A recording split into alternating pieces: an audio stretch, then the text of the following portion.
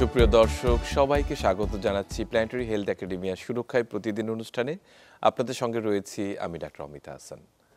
আমরা স্বাস্থ্যের বিভিন্ন দিক নিয়ে আলোচনার পাশাপাশি সত্যিকার অর্থে যে আমাদের জীবন ধারণের জন্য প্রতিদিন যে আমাদের দাঁত যেভাবে কাজে লাগে সেটিকে আসলে কতখানি যত্ন নিচ্ছি সে বিষয়টি কিন্তু আমাদের আলোচনায় আসা উচিত। আমরা সবাই জানি যে একটি প্রবাদ প্রচলিত রয়েছে যে আমরা দাঁত থাকতে কিন্তু দাঁতকে মর্যাদা দিতে পারি না, এবং যখন সেটি নষ্ট হয়ে যায়, নষ্ট হবার পথে চলে যায়, তখন মনে হয় যে এই দাঁতটি কতখানি গুরুত্বপূর্ণ ছিল। ঠিক তেমনিভাবে যে আসলে দাঁতের যত্নটি শুরু কোথায় হওয়া উচিত। আমরা ভাবি যে শুধুমাত্র দাঁতের যখন ব্যথা হবে, যখন এর কোনো ক্ষয় হবে, তখনই বোধহয় আমরা একজন ডেন্টিস্টের কাছে যে সেটিকে ঠিক করে নিয়ে আসবো।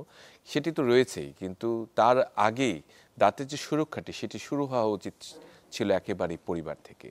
পরিবারের যে আমাদের স্বাভাবিক কাঠামো তার মধ্যে প্রতিদিনের দাঁতের যত্ন একটি অত্যাবশ্যকীয় অংশ হওয়া উচিত, এবং বিশেষ করে আমি গুরুত্ব দিব শিশুদের ক্ষেত্রে, যে শিশুরা বড় হচ্ছে আগামী দিনের ভবিষ্যৎ, তাদের দাঁতগুলো রক্ষা করার ক্ষেত্রেও কিন্তু বাবা মাদের যথেষ্ট সচেতন হওয়া উচিত। আমাদের একটা ধারণা রয়েছে যে এই দাঁতগুলো তো শিশুর দুধ দাঁত এগুলো পড়ে যাবে, কাজে এগুলো যত্ন করে কি হবে, এই ধারণা থেকে কিন্তু এখন পুরো পৃথিবী সরে এসেছে।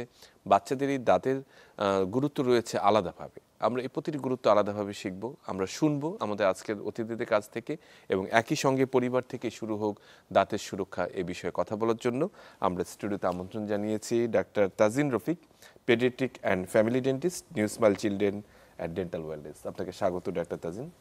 ধন্যবাদ। আসসালামু আলাইকুম। একই সঙ্গে আমাদের সঙ্গে উপস্থিত রয়েছেন doctor Ahmed Jisan Rashid, dental surgeon and implantologist, new smile children and dental wellness. Doctor Jisan, আপনাকে স্বাগত। আসসালামু আলাইকুম। ধন্যবাদ।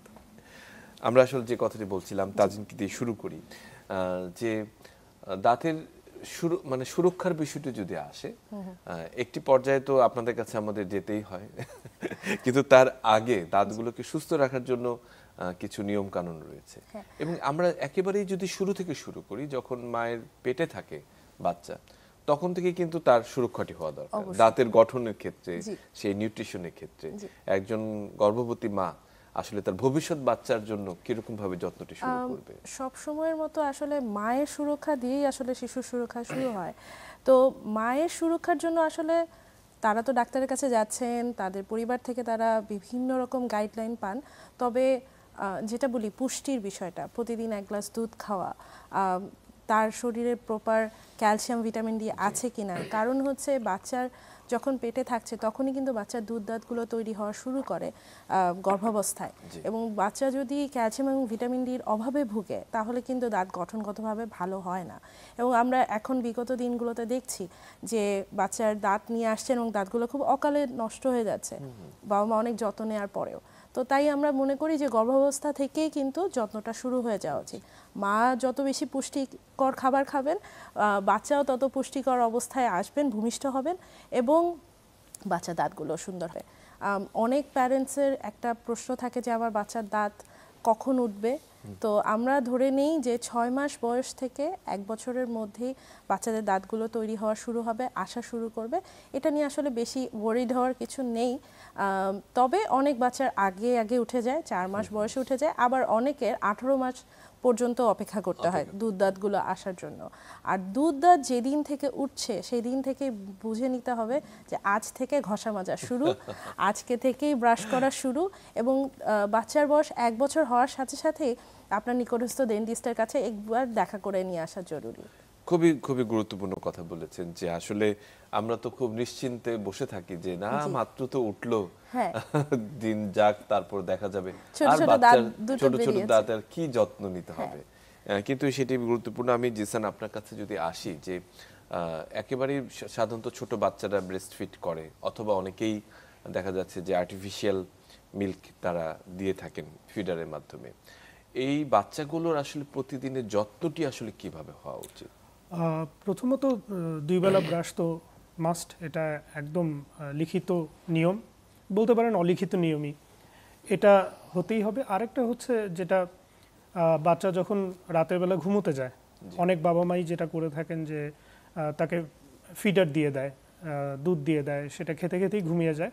তাতে যেটা হয় যে ওভারনাইট এই দুধের মধ্যে তো আমরা একটু চিনি দেই, সুগারি কন্টেন্ট একটু থাকেই, এই সুগারি কন্টেন্টটা যখন ওভারনাইট দাঁতের উপরে প্রলেপের মতো লেগে থাকে তখন থেকেই আলটিমেটলি ড্যামেজগুলো শুরু হয় এবং এটা ওভার দ্য টাইম হতে হতে হতে হতে দেখা যায় যে আমরা একটা টার্ম বলি নার্সিং বটল ক্যারিজ, বা অনেকেই জানবেন যে বেবি বটল ক্যারিজ বলে। দেখা যায় যে সামনের 4টা কিংবা 6টা দাঁত একদম অকালেই নষ্ট হয়ে গেছে, বাবা মাও কুল কিনারা পাচ্ছেন না কেন হচ্ছে এরকম, বাকি সব দাঁত ভালো আছে, কিন্তু এটার স্টার্টিং কিন্তু ওই জায়গা থেকেই। সো বাবা মাদের এই ব্যাপারে একটু সচেতন হতে হবে যে ঘুমার সময় একদম খাওয়া দাওয়া করে ফিডারের ফিড নিয়ে ভালোভাবে ব্রাশ করে ঘুমোতে যাওয়া, যাতে আর ঘুমের মধ্যে কোনো কিছু না দেওয়া হয়। এটি গুরুত্বপূর্ণ যে একেবারে খাও। কিন্তু মানে আমরা আপনার কাছে আসবো তাজি, তবে তার আগে একজন দর্শক আমাদের সঙ্গে যুক্ত আছেন, আমরা তার কলটি নেই।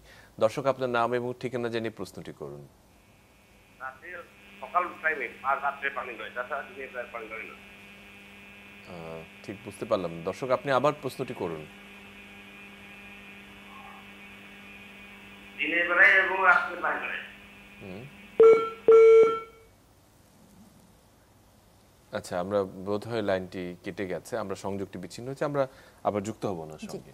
আমরা তাজিন আপনার সঙ্গে যে কথাটি বলছিলাম যে এই যে বাচ্চাদের খাবারের যে জায়গাটা, বড়দের মতো তাদের বিষয়টি তো নয় যে তারা রাতে ডিনার করে ঘুমিয়ে পড়বে, তারা মাঝে মাঝে দেখা যাচ্ছে যে ইন বিটুইন তারা আবার খাচ্ছে বা রাতের মাঝেও খাচ্ছে। সেক্ষেত্রে আসলে মানে যতটুকু কেমন এখানে ডক্টর জিশানের সাথে আমি কিছু জিনিস অ্যাড করি, সেটা হচ্ছে যে একটা বাচ্চার বয়স যখন 2 থেকে 3 বছর বয়স, এই সময় তাকে কিন্তু বারবার খাবার দিতে হয়, কারণ সে গ্রোয়িং স্টেজে আছে এবং তাদের মধ্যে দুধ একটা বড় বিষয়, দুধ, সুজি, ওটস। তো তারা বেশিরভাগ বাবা মা যেটা করেন যে ফিডারে করে জিনিসটা দিচ্ছেন। তো ফিডারে যেটা হয় যে আপনি যখন মুখে শুয়ে খাওয়াচ্ছেন তখন উপরের দাঁতগুলোতে এই দুধটা লেগে থাকে, আর এই দাঁতটা লেগে থাকার কারণেই দাঁতের মধ্যে একটা প্রলেপ তৈরি করে এবং এটা ওভারনাইট বা সারা রাত ধরে খাওয়ার কারণে বা বারে বারে খাওয়ার কারণে এটা একটা টাইমে ক্যাভিটি বা ক্যারিজে রূপান্তর হয়। তো এখানে একটু বুদ্ধি খাটালে খুব সহজ উপায়, সেটা হচ্ছে যে আপনি ফিডারে দুধ দিচ্ছেন, সেটার পাশাপাশি একটা পানির ফিডার রাখতে হবে, পানিটা খাইয়ে দিতে হবে এবং ঘুমের মাঝখানে একটা সুতি কাপড় দিয়ে দাঁতটা আলতো করে মুছে দিতে হবে, যাতে দুধের লেয়ারটা না থাকে।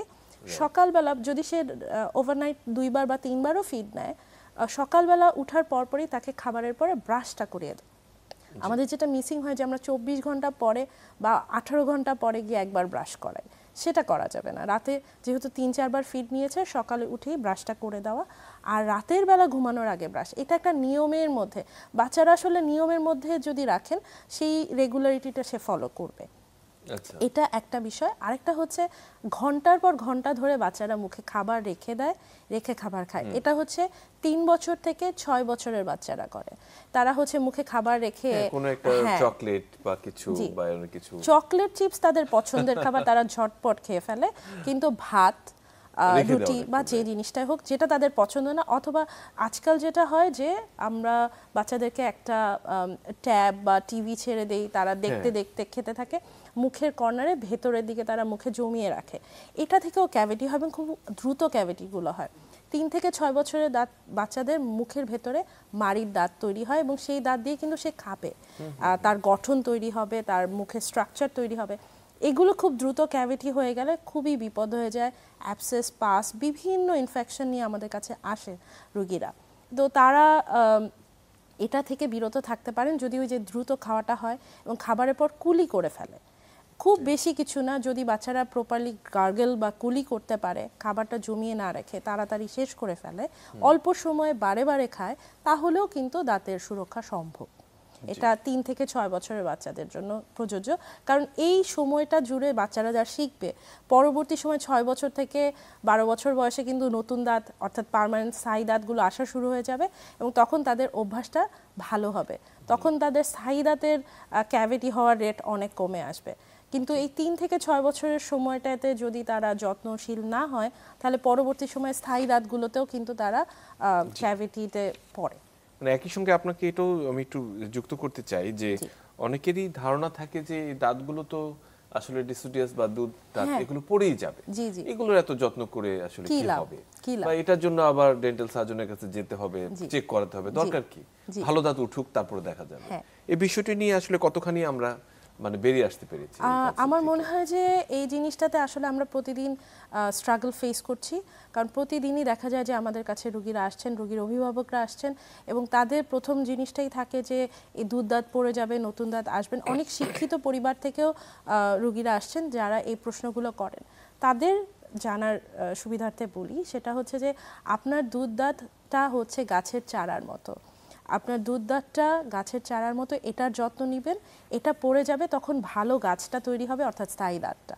সুতরাং আপনার 3 বছর থেকে 6 বছরে যদি বাচ্চারা ঠিকমতো ব্রাশ করে, চিবিয়ে খাবার খায়, ঠিকমতো শক্ত খাবার খায় এবং 2 বেলা ঠিকমতো ব্রাশ করে, সেই বাচ্চাগুলো পরবর্তী সময়ে কিন্তু স্থায়ী দাঁতগুলোর যত্ন নিবে। আর যে বাচ্চা 3 থেকে 6 বছর বাচ্চাগুলো ব্রাশিং করা শিখছে না, ঠিকমতো ব্রাশ করছে না, কুলি অভ্যাসটি করছে না, পরিণত হচ্ছে না। অভ্যাস তৈরি হচ্ছে না, তখন কিন্তু বড় হয়ে গেলেও সে মেনটেন করবে না। 12 বছর 14 বছরের বাচ্চারা আসছে যাদের স্থায়ী দাঁত, যে দাঁতগুলো তারা সারা জীবন ইউজ করবে, সেগুলোকে আমাদের রুট ক্যানেল বা ক্যাপ করতে হচ্ছে, বা আমাদেরকে তাদের দাঁতের ফেলেও দেওয়ার মতো ঘটনা ঘটছে। তো সেটা থেকে আমরা বেরিয়ে আসতে পারবো। খুব চমৎকার করে বললেন ডাক্তার তাজিন। ডাক্তার জিসান, আপনার কাছে যেটি জানতে চাই যে এই যে পরিবার থেকে যে আমরা বলছি যে দাঁতের সুরক্ষাটি শুরু হওয়া দরকার, যে বিশেষ করে পরিবারের মধ্যে বাবা মা এবং অনেক সময় দাদা নানি এবং পরিবারের অন্যান্য সদস্যরা যারা থাকেন, তাদের একটি গুরুত্বপূর্ণ ভূমিকা রয়েছে বাচ্চাদের দাঁত সুরক্ষার ক্ষেত্রে এবং নিজেদেরও একই সঙ্গে। এই যে ফ্যামিলি ট্র্যাডিশন দাঁতের যত্নের, এই যে এই কালচারটি নিয়ে যদি একটু বলতেন। একটি সময় ছিল যখন আমরা দেখেছি আগে যুগে সবাই একসাথে আম পাতা দিয়ে দাঁত মাজছে সবাই কলের পাড়ে, কিন্তু এখন তো নতুন সিঙ্গেল সব নিউক্লিয়াস ফ্যামিলি। তো সেই ফ্যামিলিতে আসলে এই ট্র্যাডিশনটি কিভাবে আসলে আপনারা প্রমোট করতে চান? ধন্যবাদ।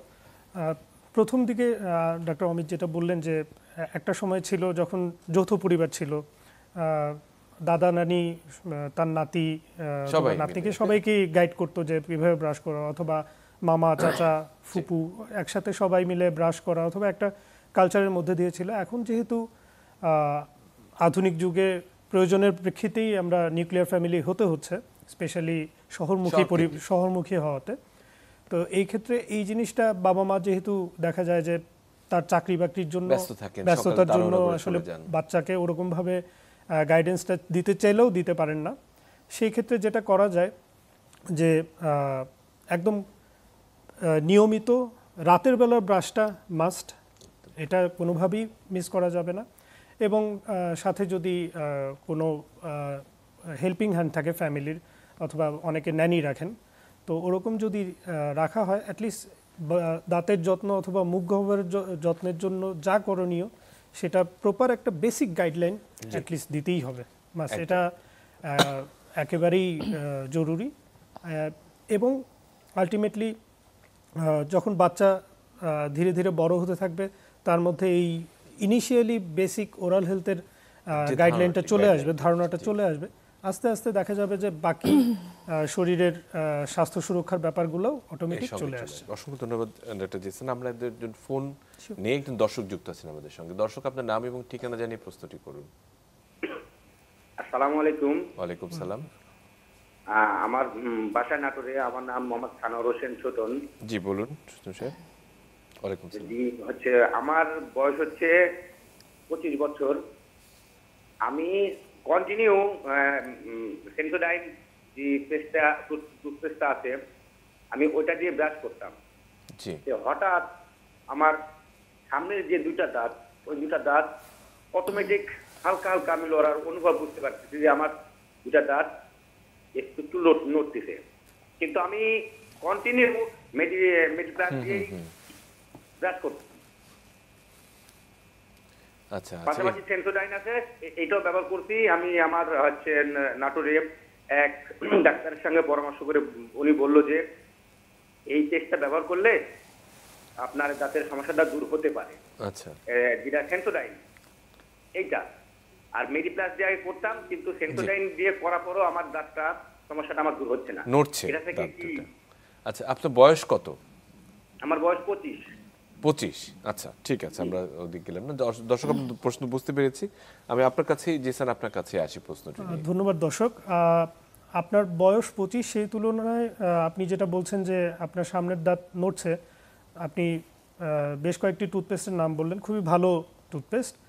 কিন্তু আসলে সবার আগে দেখতে হবে যে দাঁতের যেই গঠন অথবা দাঁতটা আমাদের যেই হাড্ডির সাথে বা বোনের সাথে আটকে আছে সেই স্ট্রাকচারটুকুতেই হয়তো বা কোনো অসুবিধা আছে, সেই জন্যই দাঁতটি নড়ে গেছে। আমরা যদি খুবই প্লেইনভাবে একটা এক্সাম্পল দিই, সেটা হচ্ছে একটা গাছ, তার শিকড় যতটুকু মজবুত মাটির সাথে আটকে আছে সেই গাছটি তত শক্তভাবে দাঁড়িয়ে থাকবে। যদি গাছের গোড়ার দিকে মাটি সরে যায় অথবা শিকড় দুর্বল হয়ে যায়, গাছটি কিন্তু অল্প একটু ঝড় বাতাসেই উপড়ে যাবে।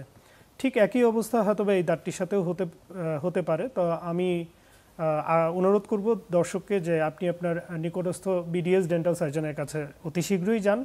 আপনি যে টুথপেস্টগুলো ব্যবহার করছেন সেগুলো সব অনেক ভালো টুথপেস্ট, নিঃসন্দেহে বাংলাদেশের মানে অনেক মানুষই ইউজ করছেন এবং উপকারও পাচ্ছেন।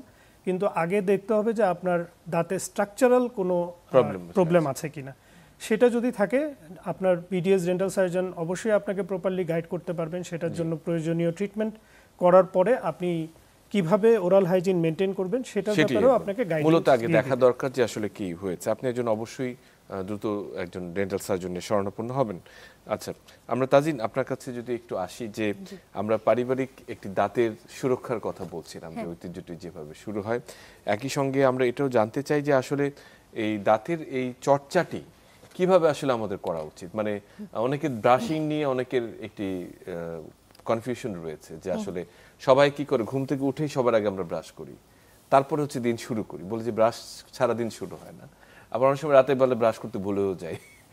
আসলে ব্রাশিং এর সঠিক টেকনিকটি কি বা সময়টি কখন? সবচেয়ে ভালো উপায় হচ্ছে রাতের বেলা ঘুমোতে যাওয়ার আগে।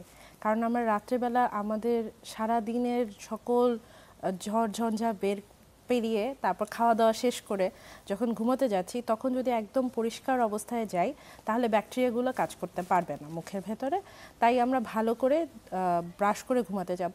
আর সকালবেলা নাস্তার পরে, নট ঘুম থেকে উঠে কুলি করে আপনি রেডি টেডি হয়ে তারপর হচ্ছে ব্রেকফাস্টটা করলে থাকেন অসুবিধা নেই, কিন্তু খাওয়ার পরে অবশ্যই ব্রাশ, নাস্তার পরে ব্রাশ করতে হবে। নাস্তার পরেই ব্রাশ করতে হবে। এমনটা হচ্ছে যে আপনি ক্লিন হলেন, ক্লিন হয়ে আবার হচ্ছে একটা ময়লা কাপড় পরে বেরিয়ে গেলেন, এমন একটা ব্যাপার। তাই আপনি ক্লিন হবেন, ব্রাশ করে ফ্রেশ হয়ে ফ্রেশ মাইন্ডে আপনি অফিস বা স্কুলের জন্য যাবেন, যাতে করে আপনি ফ্রেশ ফিল করেন। কারণ আমরা কিন্তু টুথপেস্টের অ্যাডগুলোতে দেখি যে এটা একটা ফ্রেশনেস দেয়, অবশ্যই সেই ফ্রেশনেসটা আসবে। এবং রাতে ঘুমাতে যাওয়ার আগে ব্রাশ করে ঘুমাতে যাওয়ার কারণ হচ্ছে আপনি যখন ক্লিন অবস্থায় ঘুমাতে যাবেন তখন মুখের ফাঁকে যে ময়লাগুলো আটকে থাকে সেগুলো থাকবে না, সেগুলো ক্লিন থাকবে। এজন্য আমরা সবসময় বলি যে আপনি 2 বেলা 2 মিনিট সময় ধরে ব্রাশ করবেন। এর পাশাপাশি আরেকটা জিনিস বলি আমরা, যেটা এখন আরো খুব এনকারেজ করছি, সেটা হচ্ছে ফ্লসিং। বাচ্চাদের দাঁত হোক, বড়দের দাঁত হোক, ডেন্টাল ফ্লসিং খুবই ইম্পর্টেন্ট। কারণ আপনার দাঁত যে সুরক্ষা শুধু না, মাড়িরও সুরক্ষার দরকার আছে। এবং দাঁতের ফাঁকেই, মাড়ির ফাঁকেই কিন্তু ময়লা কণাগুলো আটকে থাকে। সেটা বাচ্চাদেরও থাকে, কারণ হচ্ছে বাচ্চারা অনেক প্রকার চকলেট, চিপস, গ্লুটেন বিভিন্ন ধরনের খাবার খায়, সেগুলো দাঁতের ফাঁকে খুব সহজে আটকে যায়। এবং বাচ্চারা আজকাল প্রচুর আসে আমাদের কাছে যে দাঁতের ফাঁকে পকেট নিয়ে, অর্থাৎ এটা এক ধরনের ডিজিজ, এই ময়লাটা বের করতে পারে না, এখান থেকে ক্যাভিটি হচ্ছে। তো আমরা বাচ্চাদের জন্য স্পেশাল কিছু ফ্লসের কথা বলে দিই। এটা ফ্লস করা। আরেকটা হচ্ছে কুলি করা। এক গ্লাস গরম পানি দিয়ে যদি আপনি কুলি করেন ভালো করে, তাহলেও গার্গেল করে অনেক খাবার বেরিয়ে যেতে পারে। মানে এটা আমরা আসলে আগে আমাদের নানা দাদাদের আমরা দেখতাম যে কিছু খেয়ে ওনারা একটা কুলি করতেন, আমরা অনেক সময় ভাবতাম যে কেন করে। জি, এই কিছুক্ষণ আগেও একটা টপিকে কথা হচ্ছিল যে নানি দাদিরা ছিলেন, তাদের থেকে শিখেছে, এখন সেটা সুযোগ নেই। তাই আমার মনে হয় যে যারা নিউক্লিয়ার ফ্যামিলিতে আছেন, বাবা মা দুইজনই জব করছেন, তারা কিছুটা কাজ ভাগ করে নিতে পারেন। রাতের বেলা বাবা ব্রাশ করে দিলেন, দিনের বেলা মা করে দিলেন, অথবা রাতের বেলা সবাই নিয়ম করে একসাথে বাথরুমে গিয়ে ব্রাশটা করলেন। তাহলে কিন্তু বাচ্চারা এনকারেজ হবে যে বাবা ব্রাশ করছে, তাহলে আমিও ব্রাশ করি। সেজন্যই আসলে আমরা বলছি যে পরিবার থেকেই শুরু হোক দাঁতের সুরক্ষা। একটা ছোট্ট বিরতিতে যাব, ফিরে আসবো আপনাদের কাছে। আরো অনেক প্রশ্ন রয়েছে। সুপ্রিয় দর্শক, আমরা পরিবার থেকেই যে দাঁতের যত্নটি শুরু হওয়া দরকার, সুরক্ষা হওয়া দরকার, সে বিষয়ে কথা বলছি। সঙ্গীত এখন ফিরে আসছে একটু পর। সুপ্রিয় দর্শক, সবাইকে আরেকবার স্বাগত জানাচ্ছি সুরক্ষায় প্রতিদিন অনুষ্ঠানে। আপনাদের সঙ্গে রয়েছি আমি ডাক্তার অমিতা হাসান। কথা বলছিলাম পরিবার থেকেই শুরু হোক দাঁতের সুরক্ষা নিয়ে। সঙ্গে আছেন ডাক্তার তাজিন এবং ডাক্তার জিসান। তাজিন, আপনার কাছে যদি একটু আসি, যে আমরা বলছিলাম যে পরিবারের একটি বড় ভূমিকা রয়েছে দাঁতের এই যে কালচারটির ব্যাপারে। আমরা জানতে চাই যে বাচ্চাদের ক্ষেত্রে আরেকটি প্রশ্ন আমার একেবারেই মাথায় ঘুরছে, সেটি হচ্ছে যে ওরা তো প্রচুর চকলেট খায়, ওদেরকে আটকানো যায় না, চিপস খায়, বিশেষ করে চকলেটের উপরে ভীষণ রকমের অনেক বাবা মাই তাদেরকে আপনি আটকাতে পারেন না। সেক্ষেত্রে চকলেট খেতে দিতে হচ্ছে, কিন্তু তার পরবর্তী যত্নটা মানে আসলে এটা করার পর কি করা উচিত তাদের? চকলেটের ক্ষেত্রে আমি একটা কথা বলি, চকলেট আমারও অনেক পছন্দের, আমি এটাকে অ্যাভয়েড করতে পারি না, কিন্তু চকলেটের মধ্যে কিছু ভ্যারাইটি আছে। ক্যান্ডি বা লজেন্স বা চুইংগাম, আমরা এটাতে খুব হাই ক্যালোরি সুগার কন্টেন্ট থাকে এবং এটা দাঁতের ফাঁকে ফাঁকে আটকে থাকে, মানে একেবারে চিপচিপে অবস্থা হয়ে যায়। তো সেইটা অবশ্যই এগুলো খাবার পরে খুব ভালো করে ব্রাশ করে ফেলতে হবে বাচ্চাদের। অবশ্যই কোনো কিছু না পেলে কুলিটা করতে হবে। আর যেই ধরনের চকলেট, ডার্ক চকলেট, এই মিল্ক চকলেট, এগুলো খাওয়ার পরে আপনি কিছুক্ষণ পরে ভালো করে ব্রাশ করে নিলে বা কুলি করে ফেললে সমস্যা নেই। সবচেয়ে দুঃখের বিষয় হচ্ছে বাচ্চারা ক্যান্ডি, লজেন্স, ললিপপ এগুলো খুব পছন্দ করে এবং খুব কালারফুল থাকে। এটাতে যেটা হয়, একে তো ক্যান্ডি, প্রচুর পরিমাণে সুগার থাকে, তার উপরে কালার, এই দুটো জিনিসই আমাদের দাঁত এবং পেট দুটোর উপরেই একটা বড় রকমের ইম্প্যাক্ট ফেলে। তো আমরা সবচেয়ে বেশি এনকারেজ করি যে বাচ্চাদেরকে ক্যান্ডি, চকলেট এগুলো যদি দেন তাহলে সাথে সাথেই ব্রাশ করতে হবে এবং বাচ্চাদেরকে এটা দিতে হবে, কারণ এটা তাদের শৈশব কৈশোর, তো তারা এটা খাবে, কিন্তু তাদেরকে বলতে হবে এটা একটা রিওয়ার্ডিং ফ্যাক্টর হিসেবে, যে তুমি প্রতিদিন না খেয়ে সপ্তাহে একদিন খাও, আর যখন খাচ্ছ সেটা খাওয়ার পর ব্রাশ করে ফেলো, শর্ত দিয়ে দিতে হবে যে ব্রাশ করার শর্তে, বা একটা ভালো কাজের পরিবর্তে তুমি করছো রিওয়ার্ডিং ফ্যাক্টর এবং তারপর তোমাকে ব্রাশ করতে হবে। এটা যদি হয় তাহলে বাচ্চারা নিজের দাঁতেরও যত্ন নেবে এবং তাদেরকে এটা বুঝাতে হবে যে তুমি যদি আজকে চকলেট বেশি বেশি খাও, দাঁত নষ্ট করে ফেলো, তখন কষ্টটা তোমারই হবে, এজন্য তুমি ভালো করে ব্রাশ করো, তাহলে তোমার দাঁত ভালো আচ্ছা, থাকবে। এটি আসলে ভালো একটা পয়েন্ট বলেছেন যে শর্তযুক্ত চকলেট খেতে দিতে হবে তাদেরকে। আচ্ছা জিসান, আমরা যেটা আসি যে যদি দাঁত নষ্ট হয়ে যায়, দাঁতকে রক্ষা করার আসলে কি কি উপায় রয়েছে? বিশেষ করে ক্যারিজ, যেটা আমরা আসলে অনেকে ক্যাভিটি বলছেন, ক্যারিজ বলছেন, কেউ পোকা বলছেন, তো বিভিন্ন রকম ভাবে আসে। দাঁতকে রক্ষার প্রাথমিক পথটি হচ্ছে যে এই ক্যারিজকে ফিল আপ করা বা এটাকে ফিলিং করা, এটা রেস্টোরেশন করা, এটা কি এটা আসলে সবার আগে ডক্টর তাজিন যেটা বললেন যে প্রাথমিক রক্ষাকারী উপাদান হিসেবে কিন্তু এই যে আপনার ব্রাশিং ইয়াটা আসছে। তারপরও আনফরচুনেটলি যদি ক্যাভিটি বা ক্যারিজ বা দাঁতে পোকা, একদম গ্রাম বাংলায় সবাই বলে থাকে, ওটা যদি হয়েই যায়, সেটার প্রাইমারি স্টেজে যেমন আমরা রেস্টোরেশন বা ফিলিং অনেকে বলে, আমরা আমাদের ডেন্টিস্ট্রিতে বলি রেস্টোরেশন, সেটা করে দাঁতটাকে ফাংশনিং এবং ব্যথামুক্ত রাখা যায়। তার থেকে অনেক সময় দেখা যায় যে অনেক রোগীর ক্যাভিটিটা এতই এক্সটেন্ডেড হয়ে গিয়েছে যে দাঁতের মজ্জা বা পাল্পে ইনভলভ হয়ে গিয়েছে, একটা ইনফেকশাস একটা সিনারিওতে চলে গিয়েছে, তখন দেখা যায় যে দাঁতে ব্যথা হচ্ছে, শিরশির, এই জাতীয় সমস্যা। তো সেই জিনিসগুলো যখন হয় তখন আমরা এন্ডোডন্টিক ট্রিটমেন্ট বলি বা রুট ক্যানেল ট্রিটমেন্ট, সবাই এই নামটা হয়তো বা শুনে থাকবেন। তো ওটা করে দাঁতটাকে আলটিমেটলি মুখেই ফাংশনিং অবস্থায় প্রিজার্ভ করে রাখা যায়। যদি নেসেসারি হয় দাঁতের উপরে আমরা অনেক সময় ক্রাউন করতে বলি, অনেকটা আমরা যখন বাইক চালাই হেলমেটের মতো, যাতে এটা একটা প্রোটেক্টিভ কাভারেজে থাকে এবং ফাংশনিং অবস্থায় থাকে। কারণ আলটিমেটলি যত কিছুই হোক এনশিওর করতে হবে যে প্রপার ফাংশন এনশিওর করতে পারলেই আপনার দাঁতটা প্রপারলি হেলদিও থাকবে এবং সেটা আপনাকে সার্ভিসও দিতে পারবে। এই হচ্ছে ইনিশিয়াল আপনার কিছু রক্ষা করার ট্রিটমেন্ট প্রসিজিওর ইনিশিয়াল। আচ্ছা, অসংখ্য ধন্যবাদ জিসান। ডাক্তার তাজিন, আপনার কাছে আসতে চাই যে বাচ্চাদের ক্ষেত্রে এই কাজগুলো কিন্তু ভীষণ কঠিন, কারণ তারা বড়রা তো সহযোগিতা করে, তারা দাঁত মুখ খুলে দিবে, একটু ইঞ্জেকশন দিতে দিবে, কাজ করতে দিবে, শব্দটা নিতে পারবে, কিন্তু ছোট বাচ্চাদের ক্ষেত্রে বাবা মাদের মানে পিছিয়ে আসার প্রধান কারণ হচ্ছে যে আমার বাচ্চা এটা নিতে পারবে না।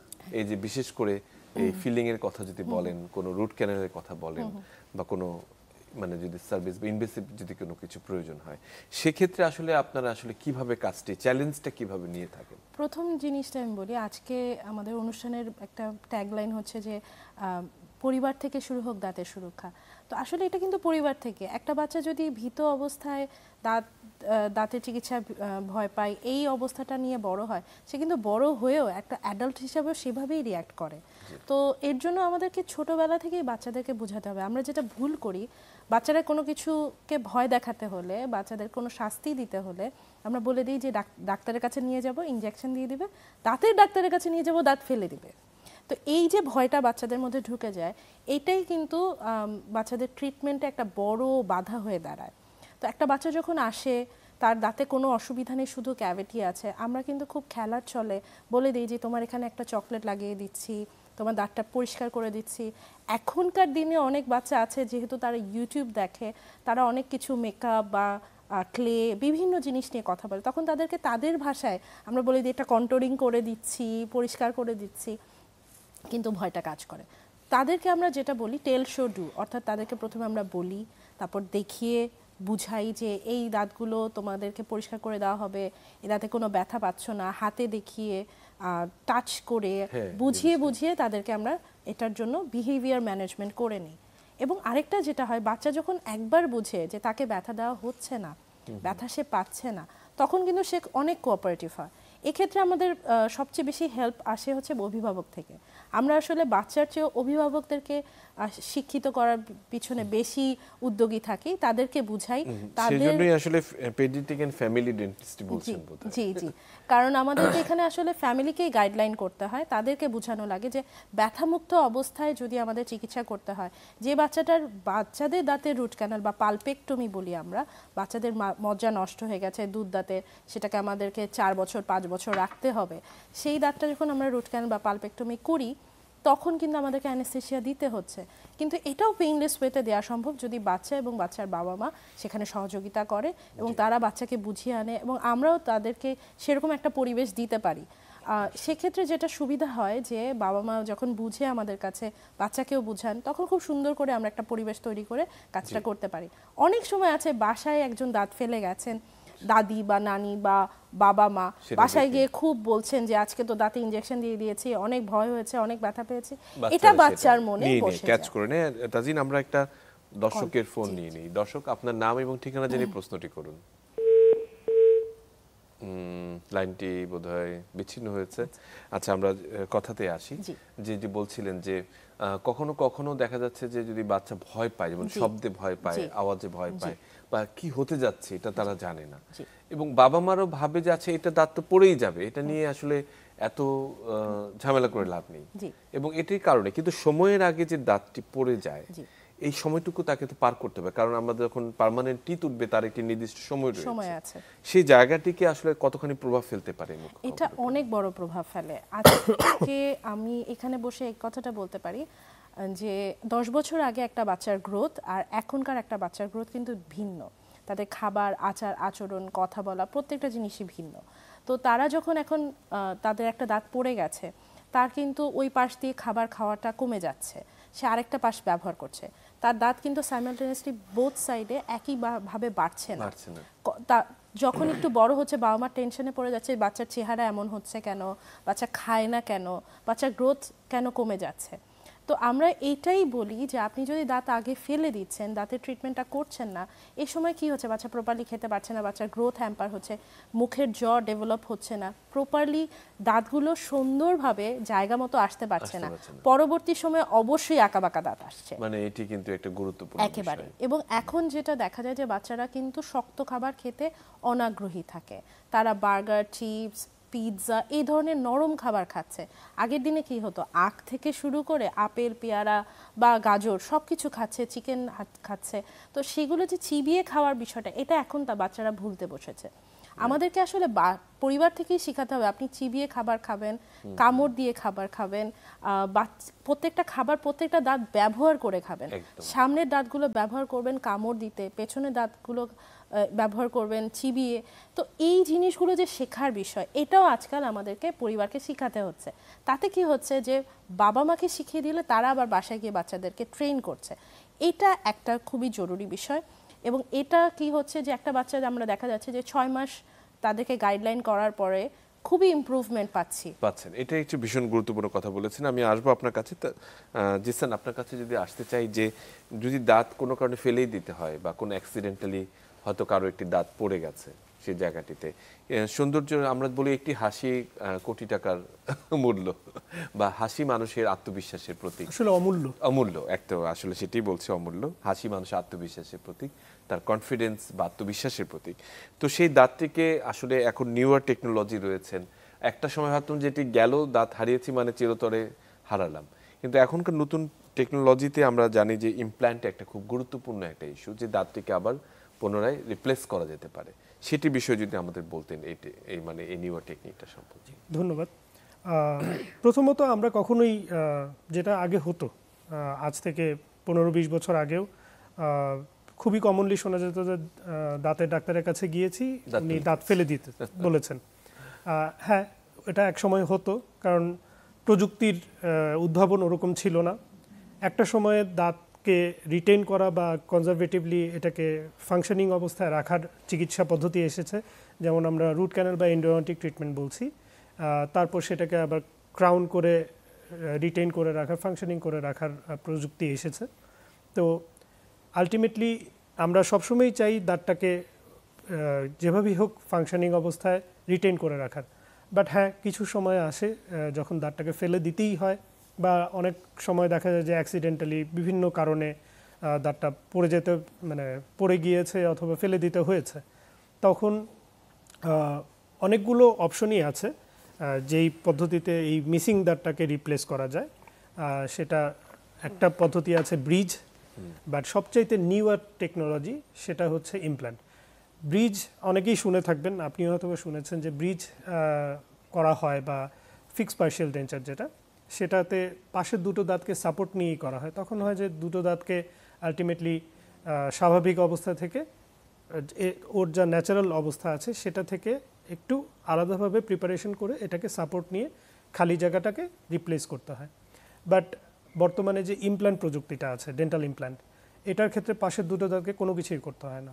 এটা as like your natural teeth replace করে দেওয়া হচ্ছে। এটা একটা টাইটানিয়ামের বলা যায় যে রুট আপনার বোনের মধ্যে রিপ্লেস করে দেওয়া হয়, এবং সেটার উপরই একটি ক্রাউন রিপ্লেস করে দেওয়া হয়, যেটা ফাংশনিং অবস্থায় থাকে এবং প্রপারলি অ্যাস্থেটিক অবস্থায় একদম আগের মতো যেরকম আপনার দাঁত ছিল সেই অবস্থাতেই সুন্দর করে দেওয়া যায়। এবং বাংলাদেশে বিগত 10-15 বছর ধরে এটা খুব সাকসেসফুলি হচ্ছে, এবং গ্র্যাজুয়ালি এটা ব্যাপারে পেশেন্টদের মধ্যে অ্যাওয়ারনেসও বাড়ছে। জি, তো অসংখ্য ধন্যবাদ ডাক্তার জিসান, এবং ডাক্তার তাজিন আপনাকেও অসংখ্য ধন্যবাদ। আমরা একেবারেই শেষ পর্যায়ে শুধু একটি কথা আপনাকে বলতে চাই যে শিশুদের সম্পর্কে যে কথাগুলো বললেন, সে একই সঙ্গে পরিবার থেকে এই বিষয়টি যে তাদের যত্নের শুরুটি, সে বিষয়ে আপনি খুব ভীষণ গুরুত্ব আরোপ করেছেন। আপনাকে অসংখ্য ধন্যবাদ আমাদের সঙ্গে থাকার জন্য। সুপ্রিয় দর্শক, আমরা আজকে কথা বলছিলাম পরিবার থেকে শুরু হোক দাঁতের সুরক্ষা এবং দাঁতের যত্ন। সত্যিকার অর্থে যে শিশুদের, বিশেষ করে শিশুদের দাঁতের যত্নে, তাদের দাঁতগুলোকে আমরা অনেক সময় অবহেলা করে থাকি, সেটি গুরুত্ব পায় না। সেটি আজকের অনুষ্ঠানের মাধ্যমে আমরা সেটি সবাইকে বলতে চাই যে না, আপনার সঙ্গে আপনার শিশুর দাঁতটি এবং তার যে দুধ দাঁতগুলো রয়েছে সেগুলো ভীষণ গুরুত্বপূর্ণ, কারণ তারও একটি কাজ রয়েছে, ফাংশন রয়েছে তার পরবর্তী দাঁতগুলোকে সুষ্ঠুভাবে সম্পাদন করার জন্য। কাজেই সবাই আমরা নিজের দাঁতের যত্ন নেই, সবাই ভালো থাকি, এবং পরিবার থেকে শুরু হোক আমাদের দাঁতের সুরক্ষা।